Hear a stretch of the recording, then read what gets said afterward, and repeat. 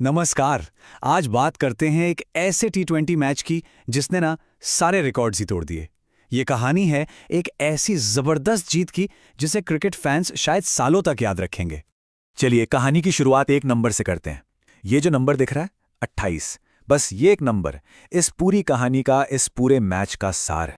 जी हाँ, 28 गेंदें, वो भी बची हुई। भारत ने ये मैच 28 गेंदें रहते हुए जीता। मतलब ये सिर्फ एक जीत नहीं थी, ये तो एक तरह का ऐलान था, एक डोमिनेशन था। तो सवाल यही उठता है कि आखिर भारत ने टी20 की सबसे बड़ी चेज में से एक को अंजाम कैसे दिया। चलिए इस रोमांचक कहानी को जरा शुरू से समझते हैं। तो कहानी शुरू होती है न्यूजीलैंड की बैटिंग से। उन्होंने पहले बैटिंग करते हुए बोर्ड पर एक ऐसा टोटल लगा दिया जो किसी पहाड़ जैसा लग रहा था। 208। टी20 क्रिकेट में 208 का टारगेट, मतलब किसी भी टीम के लिए ये बहुत बहुत बड़ा स्कोर होता है। न्यूजीलैंड ने भारत के सामने एक जबरदस्त चुनौती रख दी थी और इस स्कोर के पीछे थे दो बड़े नाम, सचिन रविंद्र और उनके कप्तान मिचेल सेंटनर। दोनों ने क्या कमाल की पारियां खेलीं और भारतीय गेंदबाजों पर जमकर हमला बोला। उन्हीं की वजह से टीम इतने बड़े स्कोर तक पहुंच पाई। अब बारी थी भारत की।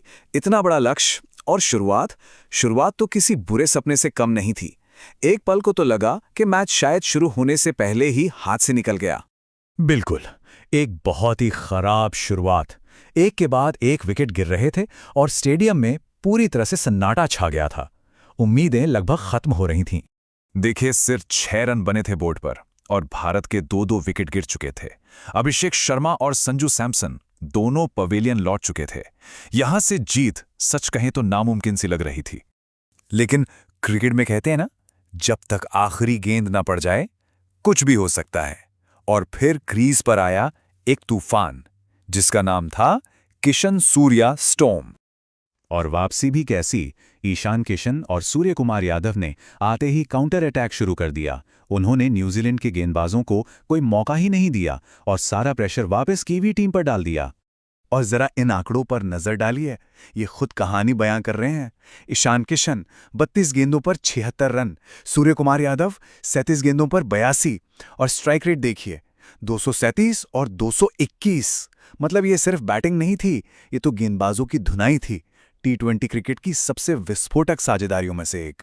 और इसी तूफान के बीच एक और नंबर निकल कर आया, 21। जी हां, सिर्फ 21 गेंदों में ईशान किशन ने अपनी 50 पूरी कर ली। ये न्यूजीलैंड के खिलाफ किसी भी भारतीय बल्लेबाज का सबसे तेज टी20 अर्धशतक है। इससे साफ था कि वो आज किस मूड में बैटिंग करने आए थे। तो ये सिर्फ एक मैच नहीं था, ये एक ऐसा मैच था जिसने रिकॉर्ड बुक्स को फिर से लिखने पे मजबूर कर दिया। कई सारे रिकॉर्ड्स बने इस एक मैच में। तो कौन कौन से रिकॉर्ड्स टूटे? सबसे पहले तो 200 से ज्यादा के टारगेट को सबसे तेजी से चेस करने का नया वर्ल्ड रिकॉर्ड। फिर ईशान किशन की न्यूजीलैंड के खिलाफ सबसे तेज 50। और हां, कप्तान सूर्य कुमार यादव के लिए भी ये अहम पारी थी। अक्टूबर 2024 के बाद ये उनका पहला टी20 अर्धशतक था। और इस रिकॉर्ड को थोड़ा और समझते हैं। भारत ने 28 गेंदें रहते हुए ये चेस पूरा किया और पाकिस्तान के 25 गेंदों के रिकॉर्ड को पीछे छोड़ दिया। ये वाकई में एक बहुत ही बड़ी उपलब्धि है।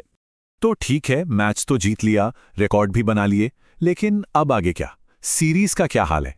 इस जबरदस्त जीत के साथ भारत ने 5 मैचों की सीरीज में 2-0 की मजबूत बढ़त बना ली है। अब सारा का सारा दबाव न्यूजीलैंड पर है कि वो कैसे वापसी करते हैं। तो अब सवाल ये है कि 2-0 की बढ़त के साथ क्या टीम इंडिया गुवाहाटी में ही सीरीज अपने नाम कर लेगी? इसका जवाब तो खैर आने वाला वक्त ही बताएगा। देखना दिलचस्प होगा कि आगे क्या होता है।